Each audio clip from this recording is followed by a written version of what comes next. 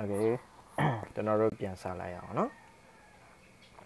Okay selection ပြီးသွားပြီဆိုတော့ selection တွေမှတ်တက်ပြီဆိုတော့เนาะကျွန်တော်တို့အားလေး tools လေးတွေသုံးရအောင်เนาะ tools လေးတွေသုံးကြည့်အောင် tools လေးတွေသုံးကြည့်နေဆိုရင်ကျွန်တော်တို့ဒီ tab เนาะ tab ကိုနှိပ်လိုက်တယ်tab ဆိုတာကဒီ edit mode ပေါ့เนาะဒီမှာလေးပြထားပါတယ် edit mode ဆိုပြီးတော့ပြထားတယ် Okay ကျွန်တော်တို့က H2 အရင်ဆုံးပြစ်ကြည့်မှာပေါ့เนาะဒီမှာဆိုရင်တော့ကျွန်တော်တို့မှတ်လို့မလွယ်တော့เนาะမှတ်လို့မလွယ်ဘူးဆိုရင်ကျွန်တော်တို့ကဘယ်လိုလုပ်လို့ရလဲဆိုတော့ control plus ပဲအတူတူပဲเนาะ control minus control plus ဒါပေမဲ့ဒီမှာရေးထားတယ် number pack ထဲကဟာ number log ထဲကဟာ number pack ထဲကဟာလည်းမှတ်လို့ရတယ် select မှတ်တယ်ဒီမှာ dr plus ကိုသွားနှိပ်လို့မရအောင်เนาะ dr plus ကိုသွားနှိပ်လို့ရအောင်အဲဒါကြောင့်ကျွန်တော် number pack keyboard လိုအပ်တယ်လို့ပြောတာ control plus control plus okay ကျွန်တော်တို့ဘာလုပ်မလဲဆိုတော့ execute လုပ်ကြည့်အောင် execute ရဲ့ shortcut က E ပါဒီဘက်မှာလည်းရှိပါတယ်ဒါပေမဲ့ဒီဥစ္စာတွေမသုံးပါနဲ့ execute ရဲ့ shortcut က E execute လုပ်လိုက်တယ်ဆိုပါစို့ကျွန်တော်တို့ကဘယ်နှလက်မအပေါ်တက်ချင်တယ်လဲလက်မနဲ့ဆိုတော့ရိုက်တယ်ဆိုပါစို့ unit ပေါ့နော်သူ့ရဲ့ unit လက်မတော့မဟုတ်ဘူးပေါ့နော်သူ့ရဲ့ unit က1လား2လား3လား1လားဆိုပြီးတော့1ပေါ့နော်အဲ့လိုမျိုးရိုက်ထည့်လို့ရတယ်များသောအားဖြင့်တိတ်မသုံးပါဘူးကျွန်တော် creator တွေတော်တော်များများ artist တွေဘာတွေမသုံးပါဘူးဆိုတော့ဒါကကိုတို့ execute လုပ်လိုက်တာပေါ့နော် execute ဘယ်နေရာပဲဖြစ်ဖြစ်သူက execute လုပ်လို့ရတယ်ဆိုပါစို့3 select မှတ်တယ် execute e ဟုတ်ပြီနော် execute okay ဒါကကျွန်တော်တို့ဒီဖောင်းထုတ်လိုက်တာပေါ့နော် shift select မှတ် execute e နော်အဲ့တော့လွယ်လွယ်လေးအရင်လွယ်နောက်တစ်ခုကဒီကောင်လေးကိုကျွန်တော်တို့ကဆိုပါစို့ segment တွေထည့်ခြင်းတယ် h တွေပေါ့ h တွေရှင်းတယ်နော်ခုန h2 ကတော့ရှေ့စကလုံး e နောက်တစ်ခုကိုတို့ဒီ h လေးထပ်ထည့်ခြင်းတယ်ဆိုရင်ဖိုမှာဆိုရင်တော့ connect ပေါ့နော်ဒီမှာဆိုရင်တော့သူက ring လို့တတ်မှတ်တယ် loop cut နော် loop cut လို့တတ်မှတ်တယ်နော် loop cut လို့တတ်မှတ်တယ်ဒါပေမဲ့သူရဲ့ shortcut က control r နော် control r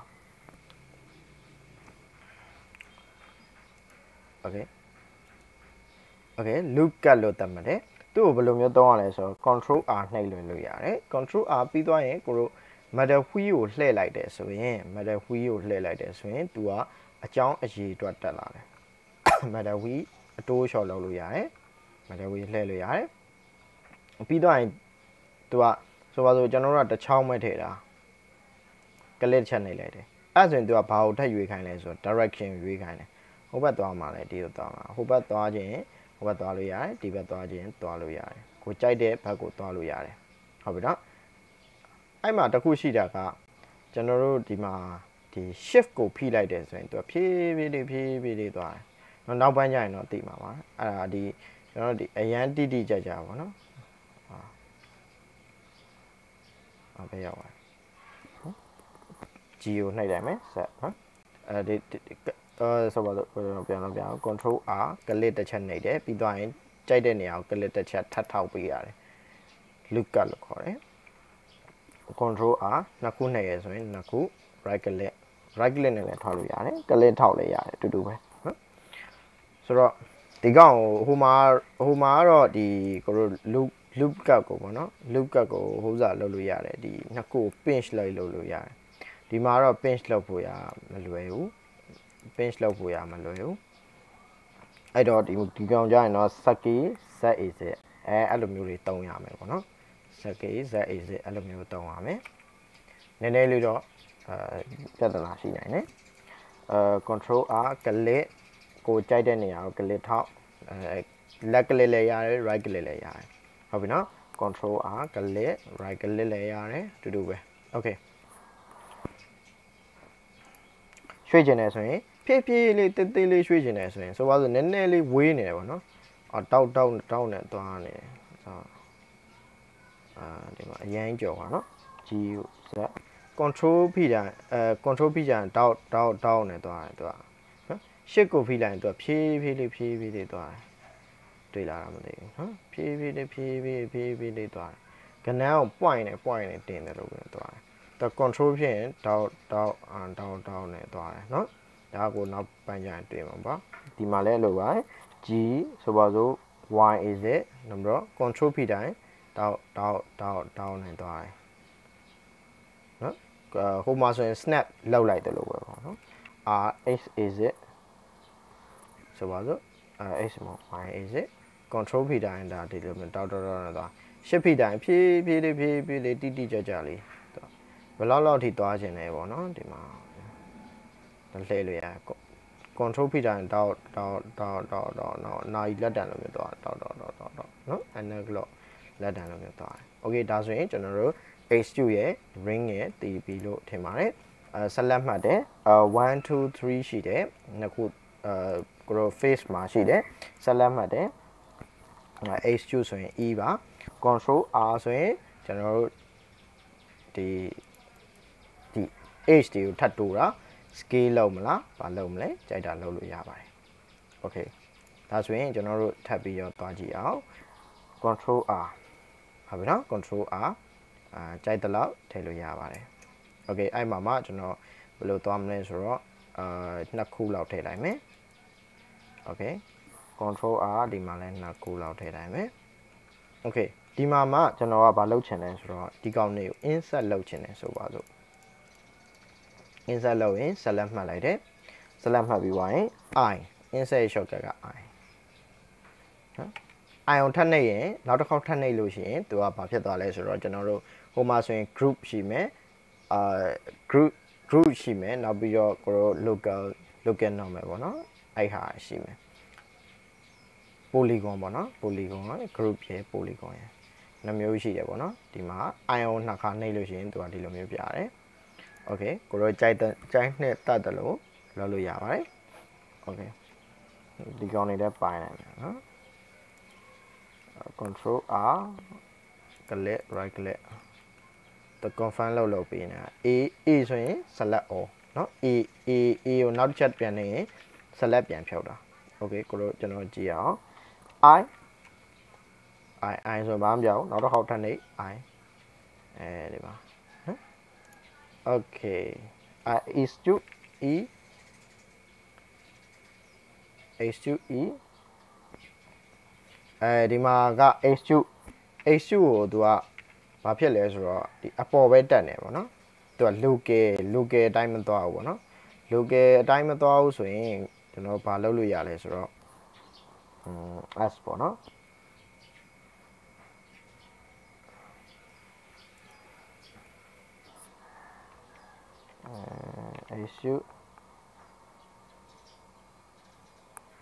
H2 မှာ flick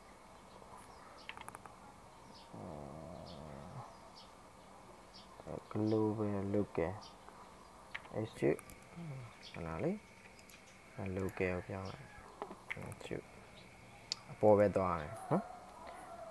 ပေါ်ပဲသွားနေတယ်ဆိုတော့စကီးနဲ့ပဲသွားလို့ရမယ်ဆိုတော့နောက်ပိုင်းကျရင်တော့ကျွန်တော်ဒီဟာလေးတွေပြန်လုပ်တဲ့ဟာကိုပြောပြမယ်ဒီမှာတော့သူ H2 ကိုဒီတိုင်းပဲသွားနေပေါ့နော်ဒါမှပေါ့ local cursor viewport နဲ့သွားမယ်ဆိုရင် set exit ဒီလိုမျိုးတော့သွားလို့ရတယ်ကျွန်တော်ပြန်ပြီးတော့လုပ်ပြမယ် I okay နောက်တစ်ခုက H2 ကိုသွားနေတယ်ဆိုရင်H2 set exit ကိုသွားမယ်ပြီးသွားရင်local ပေါ့ local normal လား local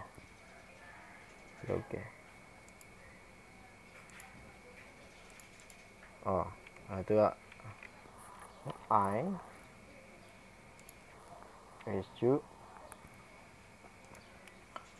H2 မှာ local ရှိမယ်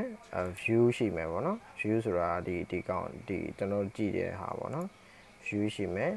cursor 3D cursor local ဒီမှာ global ဆိုတော့ကဒီကောင် flick ဆိုမှ flick နာမည်မဟုတ်ဘူး ဆိုတော့ proportional ပိတ်တာနော် proportional ဟိုစားproportional view ဆိုရင်လို့ရွေးအောင် view ကလိုက်ရွေးတာglobal the h point ဆက်ရှိမယ်ဒါကတော့0မလို့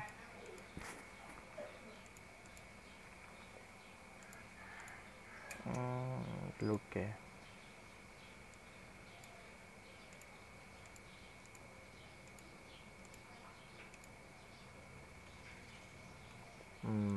yeah okay okay fine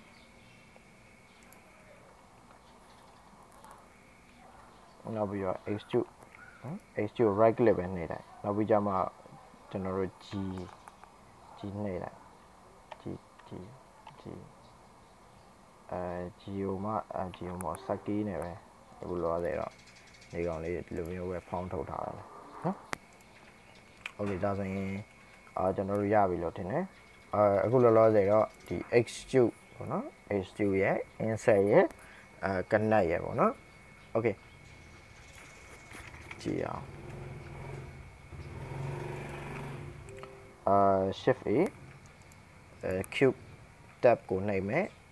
2ပေါ့နော်ဒီ h level a ကိုနှိပ်မယ်နောက်ပြီးတော့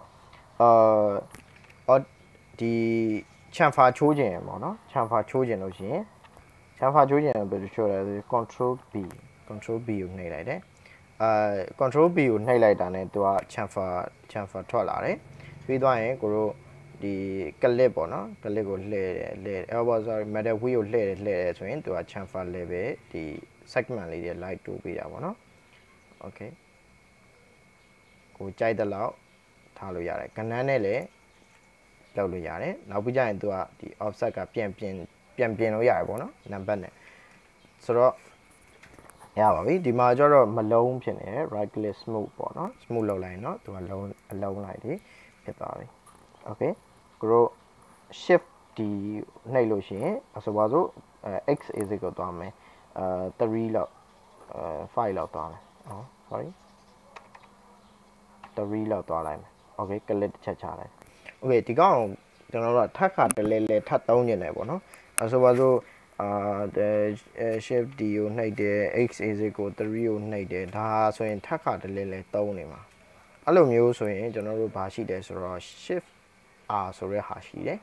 သူကပါလဲဆိုတော့ဒီ Photoshop မှာတော့ပါတယ်နော် Photoshop မှာဆိုရင်နောက်ဆုံးဖြစ်ထားတဲ့ဟာကိုကိုကထပ်တင်လို့ရတယ်နော်အဲ့လိုပုံစံမျိုးပဲ let's repeat ဆိုတာရှိတယ် shift ရဲ့ R shift Rဆိုပါစို့တစ်ခါတလေကြာလို့ရှိရင်ကျွန်တော်တို့ကဒီကောင်ကိုဆိုပါစို့ဒီကောင်အကုန်လုံးကိုဆက်လက်မှတ်ပြီးတော့ကျွန်တော်တို့က rotate လှည့်လိုက်မှာပေါ့နော် shift D ရဲ့ R ရဲ့ဆိုတော့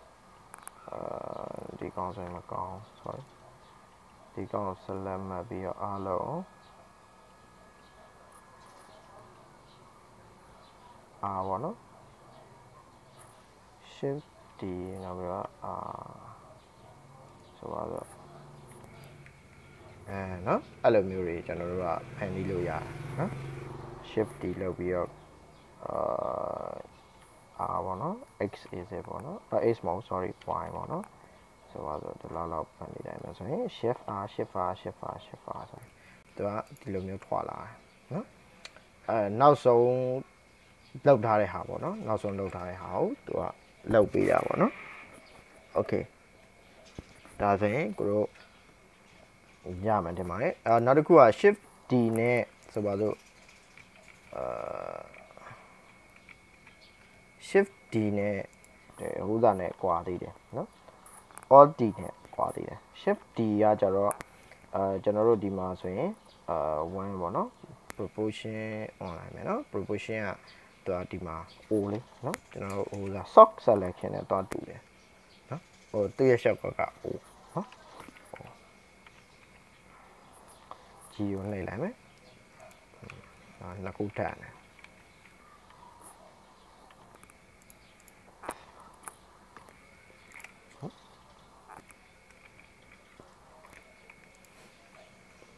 okay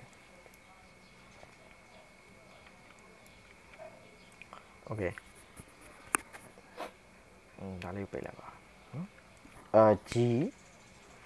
ဒီမှာတွေ့လားဒီဘက်ကကောင်နေ line မလို့ okay အဲ့ဒါကိုကျွန်တော်တို့က shift D ဟုတ်ပါဘူး sorry order D နော် order D ကိုကျွန်တော်တို့က x is minus 3ထားလိုက်မယ်နော် shift okay သူကကြတော့ဘယ်လိုဖြစ်သွားမလဲဆိုတော့ဒါကျွန်တော်တို့ instant နဲ့သွားတူတယ်နော် instant နဲ့သွားတူတယ်G ကိုနှိပ်လိုက်တယ်ဆိုရင်ဒီကောင် order D ကကြတော့ instant shift D ကြတော့ဗာလဲဆိုတော့ copy ပေါ့နော် copy ပေါ့နော်